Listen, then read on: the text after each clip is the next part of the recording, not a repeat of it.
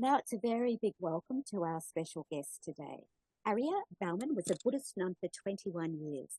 She is now a meditation teacher who gives retreats worldwide. She ordained in Burma. She learnt Burmese and translated for many of the Burmese teachers. For many years, she guided foreign meditators at a meditation centre there. She now lives in Switzerland. And she's due to give a retreat in Perth, Western Australia next month. Through her group, Metta in Action, Arya helps those in need in Burma, including nuns on a regular basis. And there was such generosity towards this cause in our recent fundraiser, so we look forward to hearing more about her work. Arya, welcome. Welcome to Sakadita, Australia. Thank you for the welcome. I'm very happy to be with you today. Arya, let's go back. I'm interested to hear about your Dharma journey. You were born in Switzerland, I understand. So how did you discover the teachings and meditation? Yes, I was born in Switzerland, grew up in Switzerland. My parents were Christians, my father Protestant, my mother Catholic, but they were not really religious. They didn't go to church, although they sent us children, I have two brothers, to Sunday school.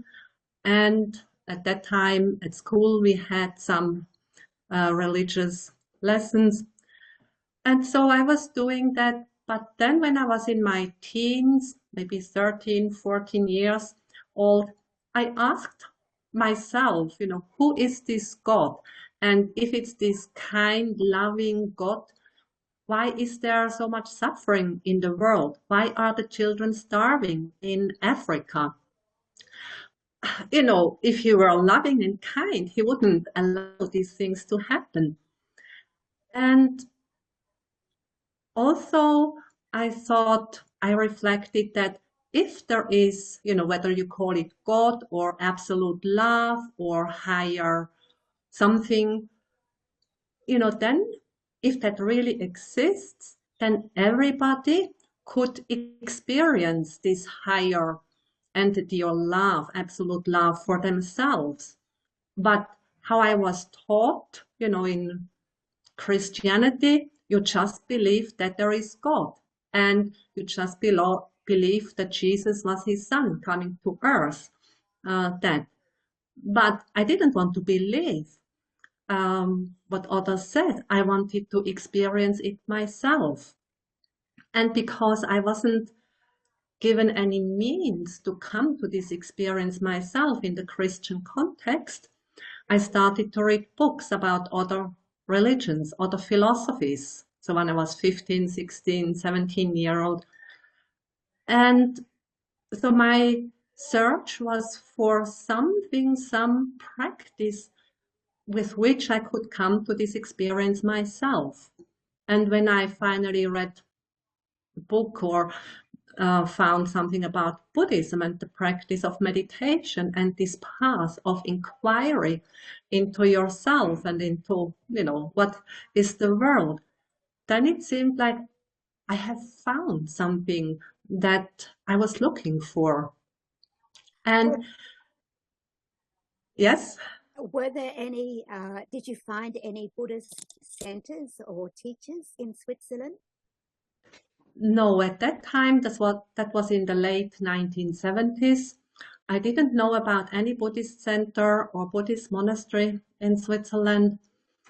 I was kind of I had to rely on books. And in one little book that had little stories and quotes from different religions, I found this story, kind of a Zen story, which directly spoke to my heart and which made me go off into a little cabin up in the Swiss mountains. It was about being mindful, being in the present. When you sit, you sit. When you chop wood, you chop wood. When you catch water, you catch water. And you are not already doing or thinking about doing the next thing. And I was very good in doing one thing and already being ahead of myself. And so I thought, yes, I will try. And so in this mountain cabin 1 week, I was just trying to be present with whatever I was doing. I had to collect wood. I had to make a wood fire to cook my meals. So I was mindful when eating, when washing the dishes. And, in retrospect, I realized that was my first retreat, and it was a self-retreat. And you did that on your own without a teacher. You just Yes, sort of knew it was the right thing to do, or you wanted to experiment. exactly. I wanted to experiment. And, then from instructions for meditation that I found in books, I just started to practice meditation for myself.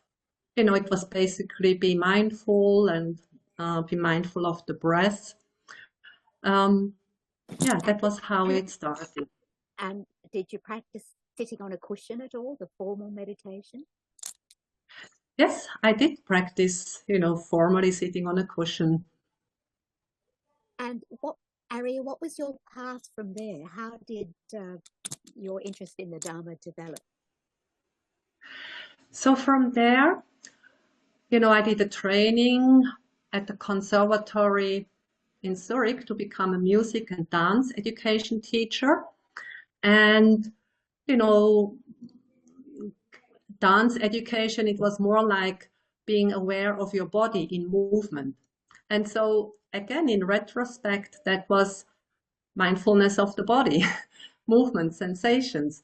But after that, I was teaching for 3 years, and somehow it was like,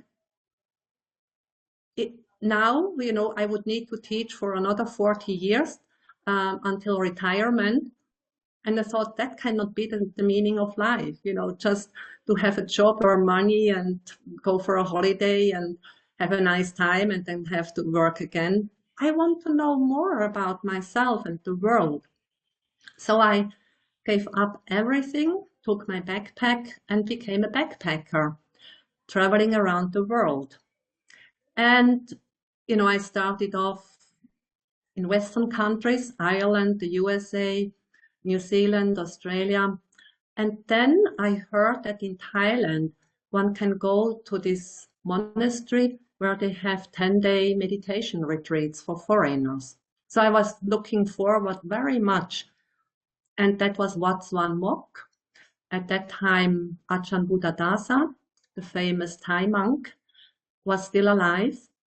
And so I did this 10-day retreat. It was led by 3 Western monks. And it was like coming home. It was, this is where I feel at home. This is it. And so, this was my first official meditation retreat. And that, gave a completely different direction to my life. I knew that I wanted to pursue this part also in my life. And from there, I understand you eventually arrived in Burma or Myanmar and eventually became a nun. So tell us that part of the story. You were frozen a little bit, but I think from there, how did I get to Burma? Yeah. So after these 2 years of backpacking around the world, I was broke. I had to get some money. I was working in Switzerland, not teaching music and dance. I did something else. After 2 years, I had money again. I was traveling again to Asia. And then I fell in love with an Australian man. That brought me to Dapto, near Wollongong. And again, my desire was to practice meditation. So I asked some of his friends, do you know a meditation center? Do you know if there is a retreat somewhere? And this person said, well, actually, in about 10 days, a Burmese meditation master will come and teach a retreat outside of Sydney. And I was, oh. And I contacted the organizers. I could go. And it was Sayadaw U Janaka. this Burmese meditation teacher. And up to then, I was not fixed on any particular Buddhist tradition. You know, it was fine whether it was Thai. I had done also retreats in India, Nepal, in the Tibetan Buddhist tradition. And then Burmese, okay. And that was the second coming home. You know, the way he was teaching meditation, the Vipassana meditation based on Mahasi Sayadaw's method, that was what I was basically looking for. That was really this means to dive deeply into these processes in the body and mind. And, you know, we had regular daily interviews with the Sayadaw. And so he realized what was happening in my practice. And after the retreat, he said, do you want to come to Burma and practice a bit longer? And I was in a meditative high. So I said, yes, Sayadaw, I'm coming. And that's how I ended up in Burma. And what is it about the Burmese teachers? I mean, we hear a lot about Mahasi Sayadaw. What is it about them that, in your eyes, makes them so special?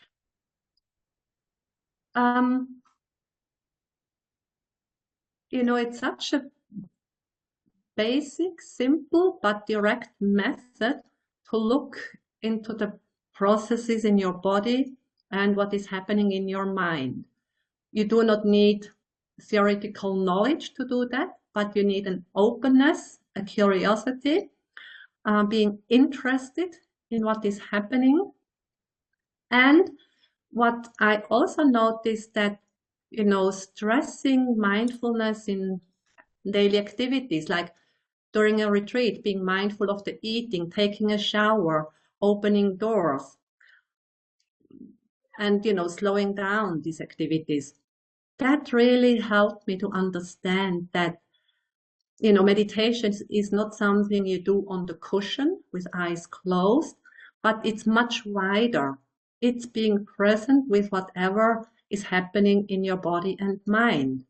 And of course, in a retreat where you do that from the moment you wake up until you fall asleep, that's very powerful to be present all the time. And, you know, with this, when mindfulness becomes better and better, you know, when you can maintain it for longer and longer periods, that deepens the concentration, the mind becomes clearer, sharper.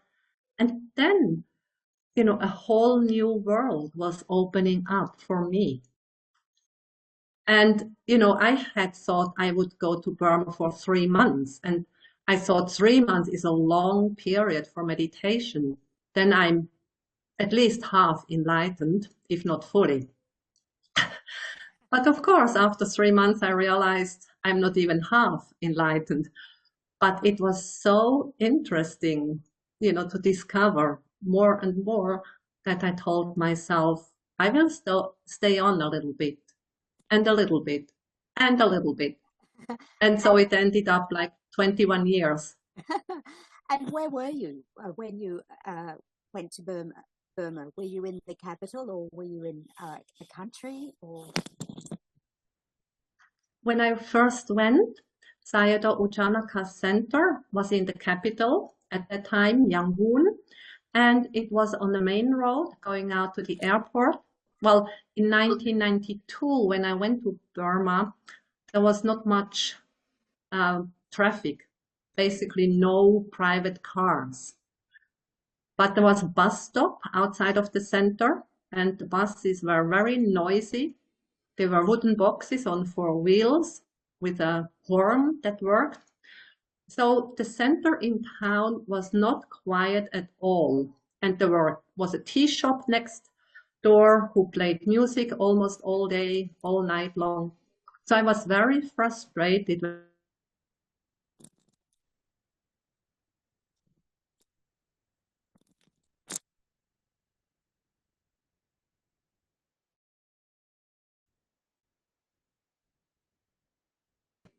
And, you know, thinking, should I stay on or not? But somehow the practice just took off, you know, with the daily interviews with Sayadaw. And with the time I learned to meditate with noise, to have noise in the background. And so then it wasn't a problem anymore.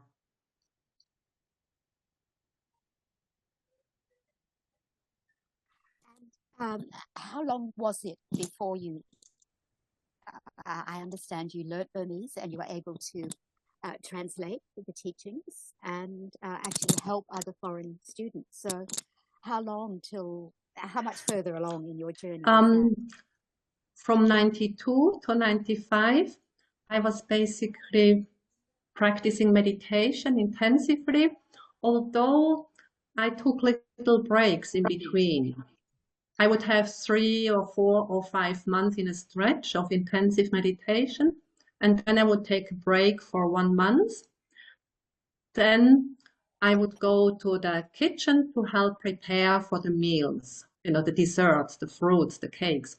And it was then when I started to learn Burmese, picking up words, picking up little phrases. In the kitchen? And after the 3 years, in 95, the forest center was opened about 30 kilometers north of Yangon. And Sayadaw Janaka wanted me and my Burmese friend Mimi to go there because by that time I could kind of talk small talk in Burmese.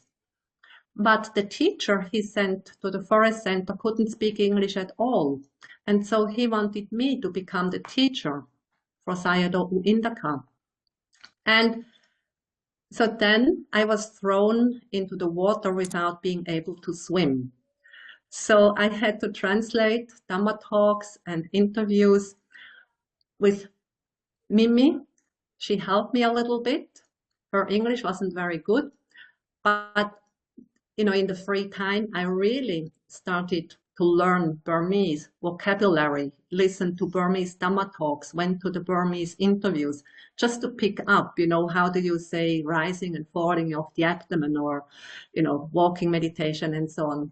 And so very quickly, I made lots of progress in my Burmese. And, then, I was translating a lot for Sayadaw Indaka and gradually, starting to teach myself, the foreign meditators who came to Burma. Arya, my understanding is that the meditation centers in Burma are fairly basic, so living there, I think, is quite tough. Is that the case? When I arrived in 92, yes, it was fairly basic, although I, as a foreigner, had the privilege of not staying in a dormitory like the Burmese meditators. I had to share a room with another foreigner, and we didn't have a bamboo mat on the floor. We even had a bed, but the mattress was like 2 centimeters foam, which was not very good. And, there was no aircon, so it was hot, humid. Sometimes when there was electricity, there was a fan, but not all the time. Yes, it was fairly basic. But then with the opening of the forest center, which was designed especially for foreign meditators, there it was more, let's say, luxurious. Like there were little kutis, little houses. So people had usually a single room with attached bathroom. The mattresses were still very poor, maybe now 5 centimeters of foam. And, no aircon. Yes, but what was so strong was to be in this country where the Dhamma where the Dhamma is so strong, where it's something that is lived. People practice the Dhamma, or those who cannot go into a meditation center and practice meditation, they understand the value of this practice and they think that's the best thing you can do in your life. And so to practice in a country or in a place where you feel, you're so much supported physically, materially, but also mentally or spiritually, makes such a difference. And so for me to put up with very basic facilities was okay. And were there many foreign meditators coming to the center in those years?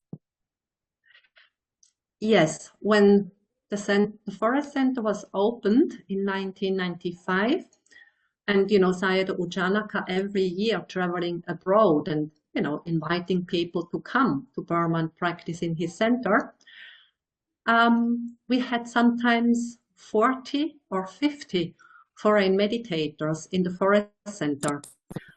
So I was very busy.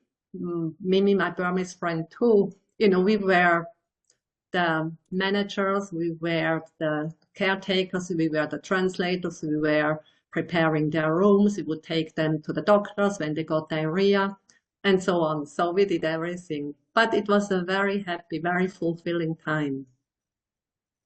And how many years in total did you stay in Burma? In total, it was 21 years. Wow, wow. And we've all heard how difficult the situation there is politically. Can you tell us anything about that, how it affected the meditation centers? If you can't, that's okay. Yes. I am here in Burma, in Myanmar, and I have to be a bit careful about what I say because I might not get a visa next time when I say critical things. So the situation here in the country is difficult. In the center where I am, outside of Mandalay, up in the Shan Hills, this is in the countryside. Here it's peaceful and quiet, unlike in other parts of the countries right now.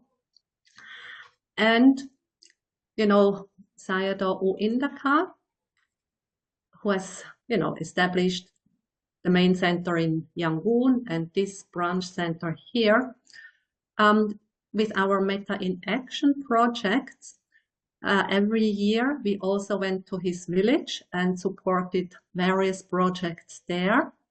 I don't want to pronounce the name of this village, but when the coup happened 3 years ago, there was fighting there and many people had to flee, to leave the village because many houses fell into ashes. And so these people, here in this country, there are no social institutions to take care of such people. So it's basically the monasteries, meditation centers that take care. And that village is not the only one. There are many, many 100 more villages which experience the same thing. But, then people would go to a monastery or meditation center from a monk from their village. That's why here at this center right now, there are about 80 people taking shelter here, waiting until they can go back to their village, which they are longing to. Here at least they have safety, they have a place to stay, they get food. But of course, it's not the life that they would like to live. Arya, I'd like to talk a bit more about Metta in Action in a moment, but we skipped over part of your story, which was that you became a nun and somewhere along the way you disrobed. So can you tell us about that, the decision to become a nun and then stepping back? I was a music and dance education teacher, so singing, dancing, playing the piano was my life. And even though when I started to practice meditation, I never considered to become a nun. because I knew as a nun you have to follow certain rules. One of them, not singing, not dancing, no entertainment. And so, that was out of question for me. But after having met Sayadaw U Janaka in Australia and learning that one can ordain as a temporary nun, that was, is this possible? And so when I decided I would go to Burma for 3 months, I thought, why not take up temporary ordination, just to fully dive into the practice and live my lay life kind of out of the gate. And so with that in mind, I took up this ordination, knowing or thinking after 3 months I go back to Switzerland and then I sing and dance again. But as I said, the practice was so interesting. And so I said, I stay a bit longer and a bit longer and a bit longer until I realized, it's 3 years now in Burma. I have not sung, I have not danced, I have not played the piano, and I don't miss it. What was a base for my happiness and contentment was no longer necessary. Actually, I found that, with calming the mind and purifying it from the defilement, I was much happier and more content than I ever was. And so then it was like, okay, I don't need to go back to Switzerland. I don't need to disrobe. I want to stay a nun. I want to continue this life. And so that's how I stayed on in Burma.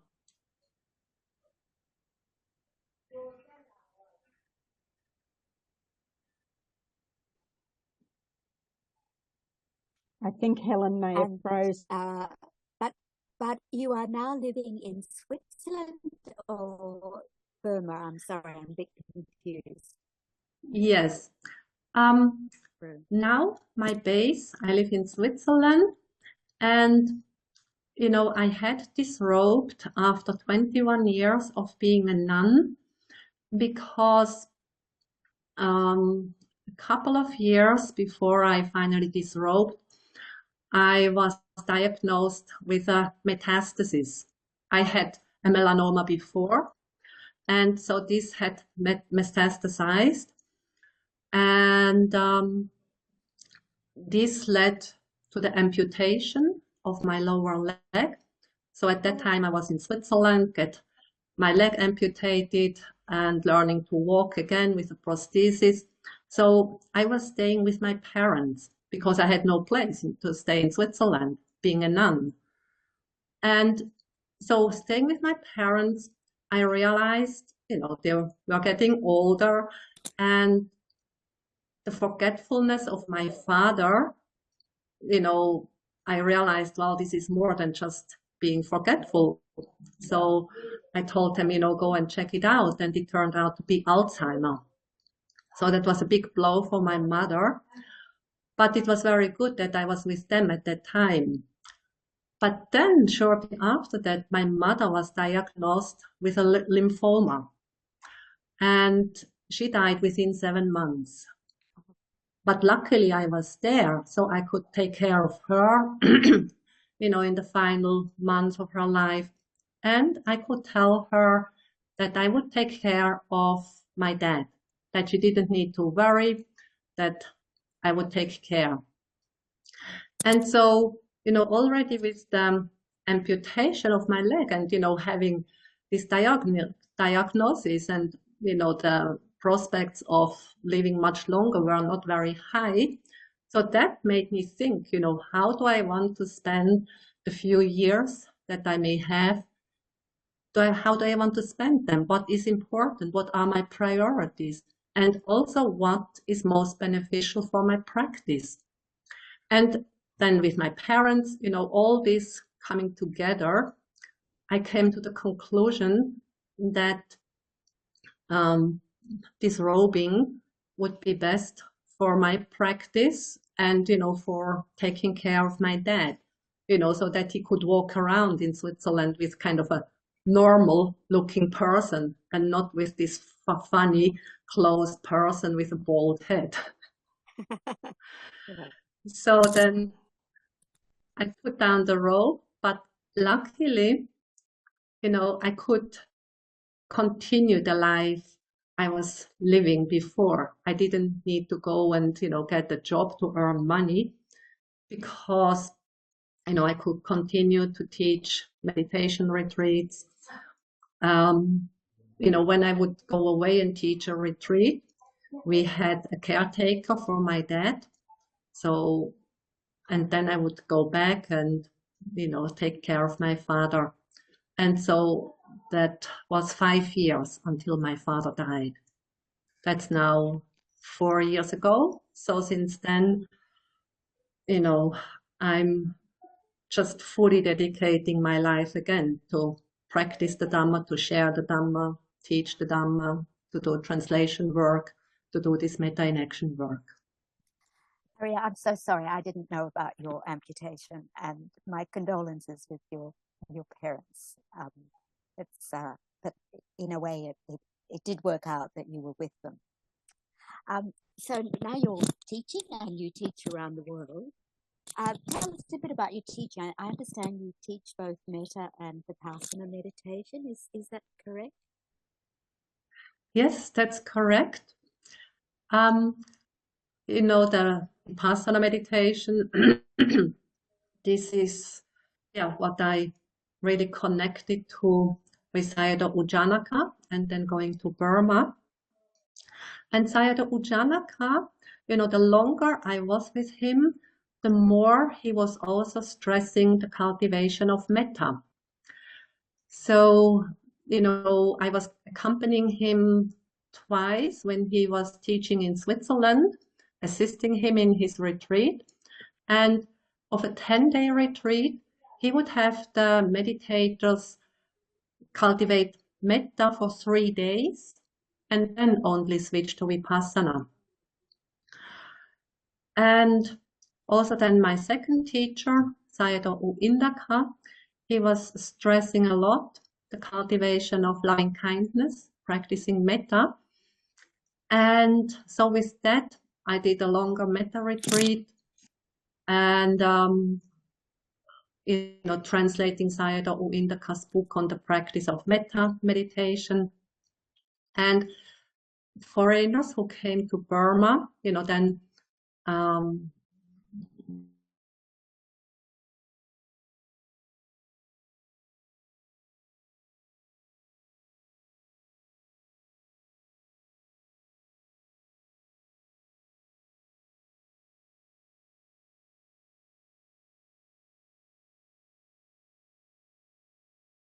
from my own practice, but also from guiding others in their practice, how important and supportive the metta practice is, not only for vipassana practice, but also in day-to-day life.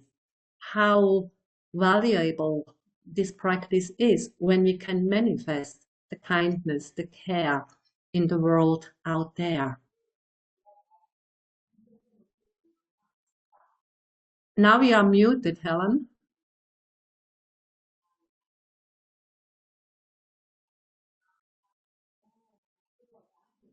You're still muted.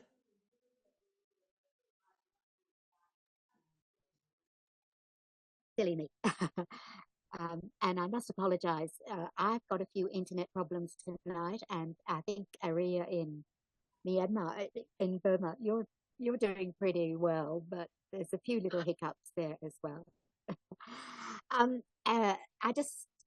We're almost ready to wrap up, but if anyone has questions, please raise your hand or put them on the chat room, and we can have a conversation. But your retreat, and actually what we've titled this webinar, is Making Friends with the Dharma. And I wondered if you could just tell us a bit about that, why that's important.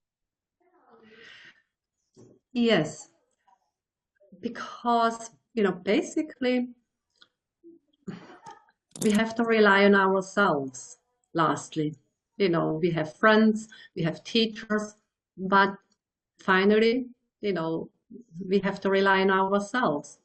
And so if we make the Dhamma to our friend, then we have a very good friend with us wherever we go, whether we are with other people, whether we are alone, but having the Dhamma or the practice of the Dhamma, that is a reliable friend.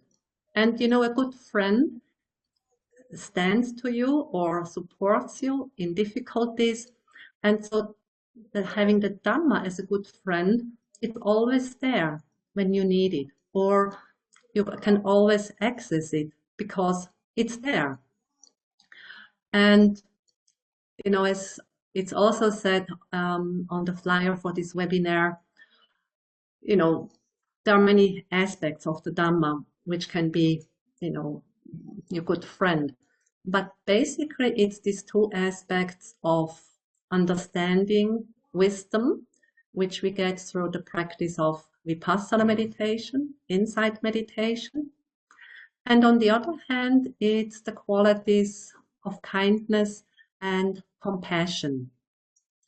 And these two aspects, Vipassana and Metta, Karuna, insight, understanding, and kindness, compassion, they really go hand in hand. They support each other. And, when we can rely on these friends, on our understanding, on our wisdom, when we can rely on our kindness, our compassion, this is so helpful in our formal in our formal meditation practice and also in our day-to-day life.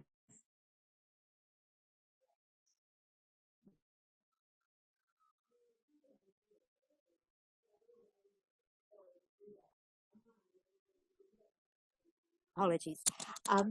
And as I said, you're also very involved in Metta in Action, which is supporting both the nuns and I believe the villages.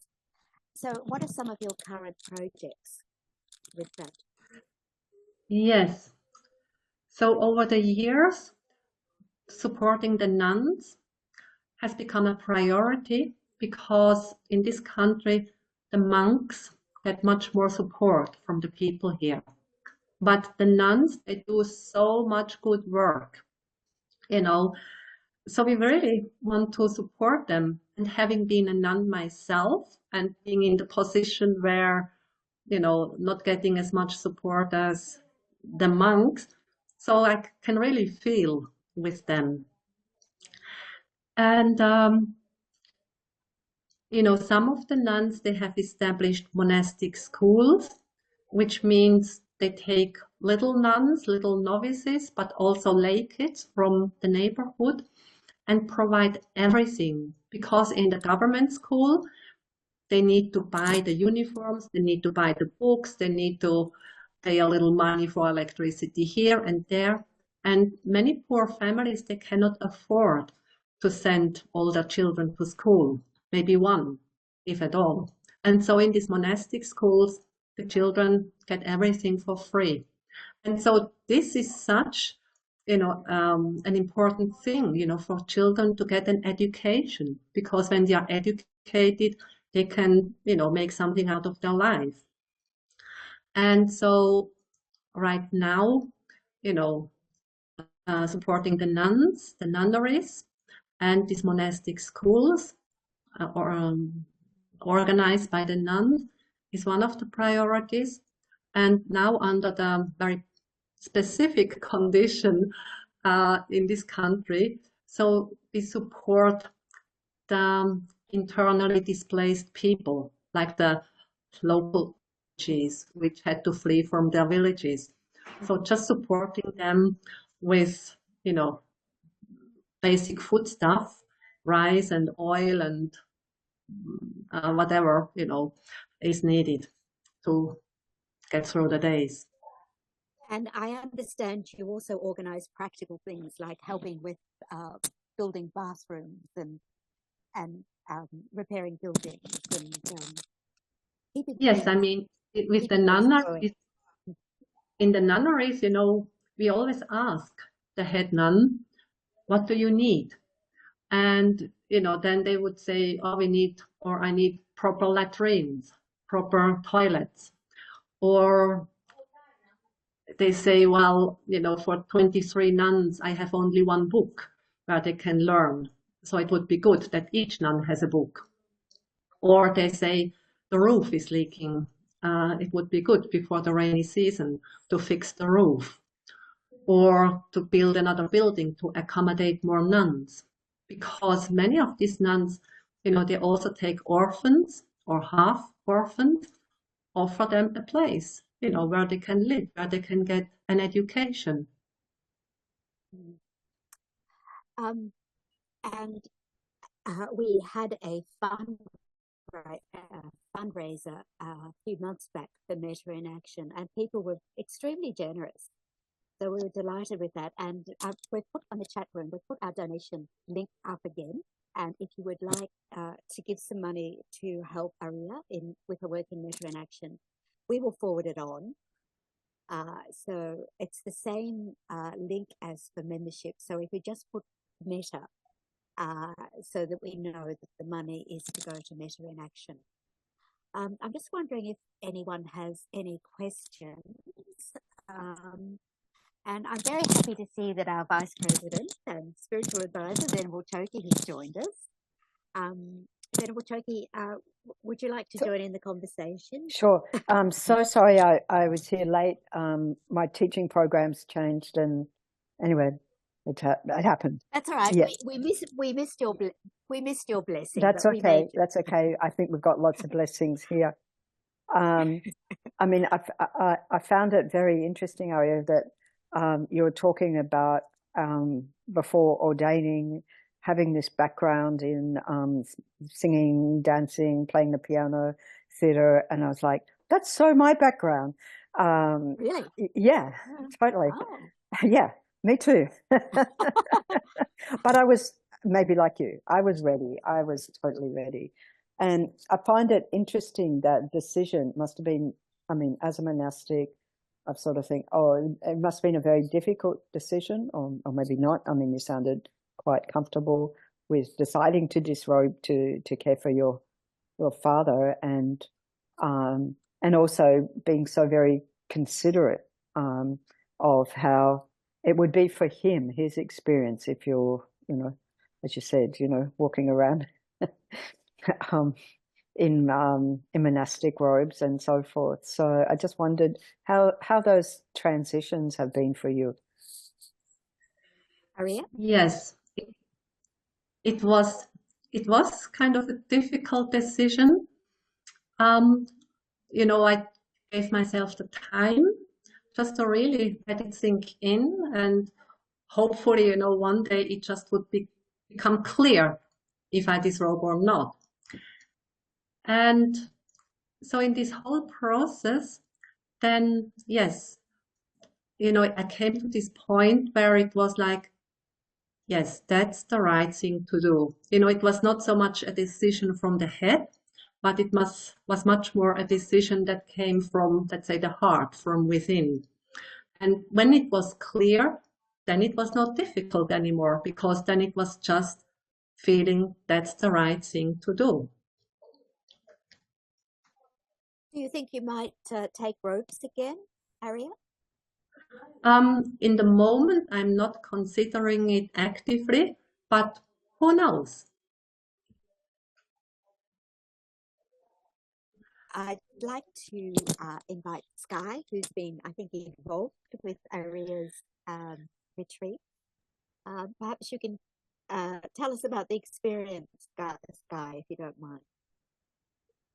Well, each year, the last few years, I've been doing the 2-week January Metta retreat. And it's just lovely to participate, seeing Aria in Burma and at the retreat center there, but knowing that we can't go there. But still feeling that very strong connection. And I find that it's a lovely retreat because since COVID, of course, we've been doing it at home. And so the blend of committing to so many hours of sitting and walking and being online for discussion and Dhamma talks, and also doing things in our world, is a lovely blend, actually. Usually I did such long retreats, intensive retreats, particularly in Burmese tradition. They're quite intensive. And to sort of do this much more as a daily living process, I found, especially with the metta, is beautiful. It's very beautiful. Mm. And you found the metta very beneficial, Sky? Oh, I've always used metta. It's always been the softening of the heart, that I don't think you have so much with the Vipassana, and also the deep connection with other beings and all beings. So the opening of the heart is quite profound, as well as the deepening of the concentration and the stillness. Mm. And Ari, you will be giving these, for those of us who can't get to Perth, you'll be giving these online retreats in the future? You know, here we would, or people would love to come here to Burma again, be physically here for this metta retreat. But, you know, we don't know how the situation will develop here in this country. And as long as people cannot come here, we will continue to give these online retreats.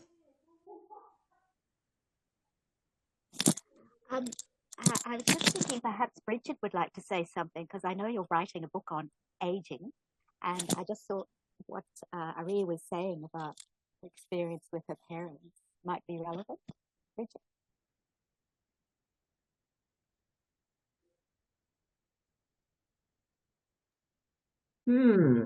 Well, no, not in particular. One thing is I'd just like to tell Aria, sadly, I can't do her retreat when she comes here because I have the book deadline, but I will be with her in spirit.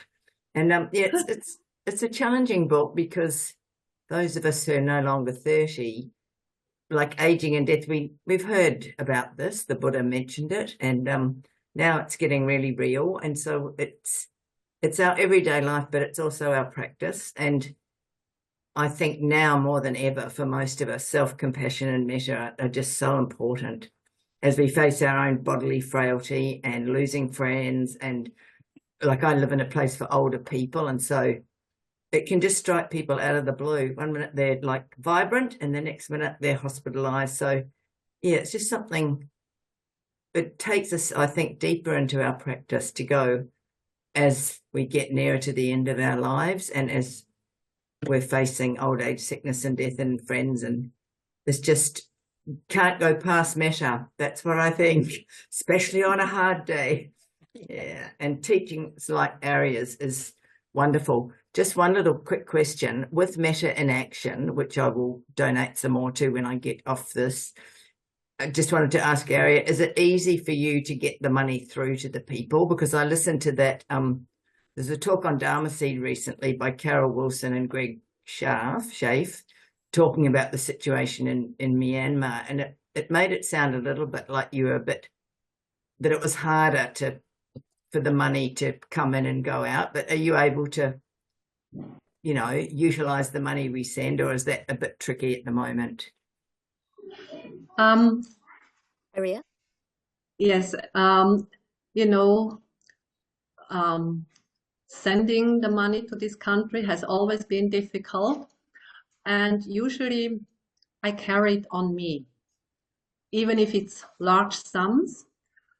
Also this year, you know, I was packed with, I don't want to say how much, but a lot, and no problem. Good on you. I just trust, you know, and I have all the devas with me at immigration and the airport. That's wonderful. Does anyone else have any questions or comments? If you do, just raise your hand or unmute. Let us see you. Okay, so Aria, we've got about 5-6 minutes left. I wonder if if we could ask you to lead us in a very quick metta meditation, just for those 5 minutes. Would that be possible? Yes, sure. I'm Okay. happy to do that. Thank you. Over to you. Thank you. So then just sit in a comfortable way. Relax the body. Relax the mind.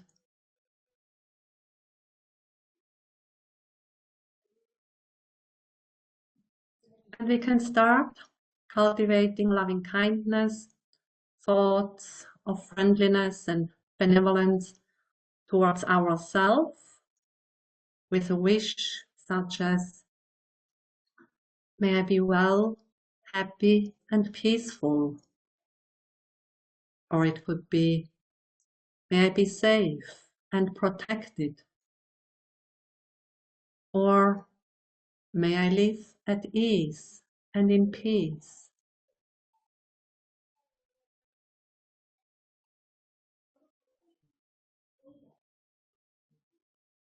So it can be one of these phrases or your own metta wish. It's best to have a very straightforward, simple metta wish for yourself, which you keep repeating gently and silently in your heart, in your mind.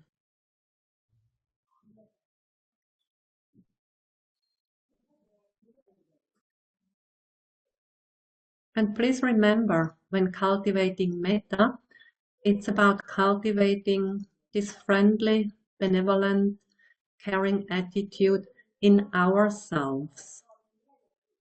It's not about doing it to get certain results. We do not do it with expectations that this wish may become true, but it's about this friendly attitude towards ourselves. Simply, may I be safe and protected.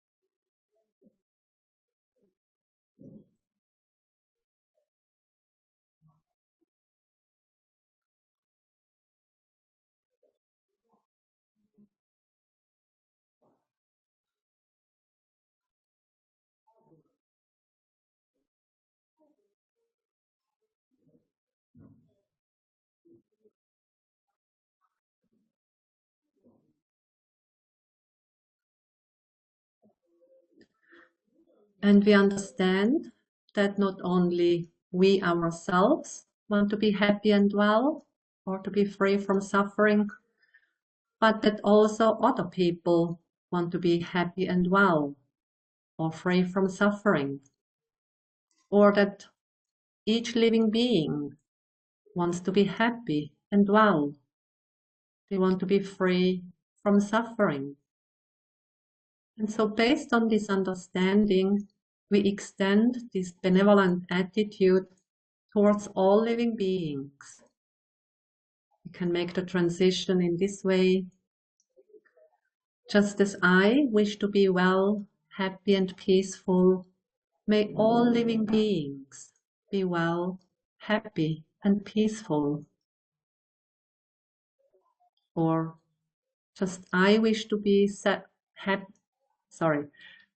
just as I wish to be safe and protected, may all living beings be safe and protected.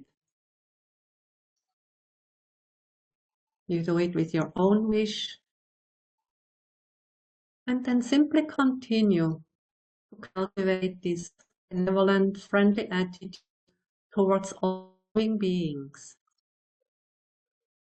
May all living beings be at ease and in peace. And so on, gently and silently cultivate this metta attitude in yourself.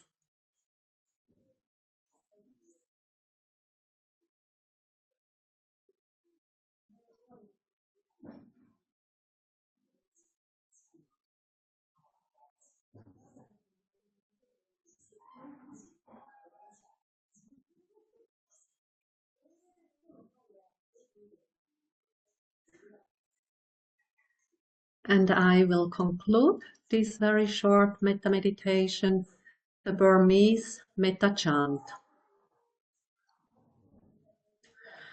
Metta nishim pyo moli asiao me pue tu con che so mame bu atuao me de amia chikin yo te jing kimi le sa de se wan ma kwe da tue da ni le ni nye te ni nye do sao sao dai ao lu bao nian chen ni.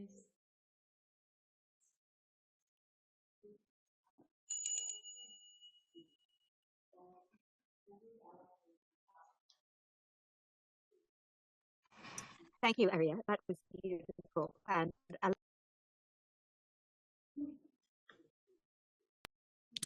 sorry. Thank you, Aria. That was a lovely way to finish. And thank you. And thank you for all your wisdom. And we hope you have a very safe trip to Western Australia and that you continue your work with your retreats and Metta in Action. It's very inspiring. And as we said earlier, if you would like to donate, we will pass on all donations. And the link is up now in the chat room. And just a reminder that this webinar will be available on the Sacred Eater Australia YouTube channel in a few days. So you can tell your friends, anyone who may have missed it, that we will put it up soon. Just to let you know what's happening next, our next webinar will be just after Easter on Wednesday the 3rd of April with Leanne Tang, who's a lay meditation teacher. And Leanne has recently written a book called Get Off the Cushion. So it's going to be a very interesting, I suspect, approach to meditation. So we'll send out a flyer about that fairly soon. But if you want to put it in your diary, it'll be 7 p.m. standard time on Wednesday, the 3rd of April. And after that, we'll have our annual general meeting for all our members in May. At this stage, it's on the 5th of May. And we haven't yet confirmed the speaker for that, but we hope to find someone inspiring. And both events will be on Zoom. We're hoping to have an AGM in person soon, but perhaps next year. And we really appreciate all of those who have joined Sacred Eater Australia, who are members. So thank you. And if you'd like to become a member, think about joining. Again, we've put the link on the chat room. Thank you, everyone, for joining us. And wherever you are, enjoy your evening. Thank you for coming. Good night. Thank you. Thank you. Thank you. Sadhu, sadhu, sadhu. Beautiful. Thank you. Thank you. Bye-bye. Bye.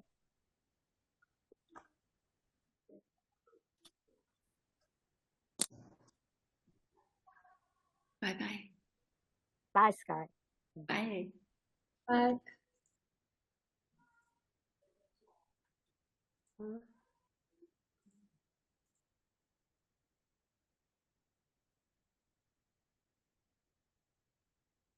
Oh, Aria's gone.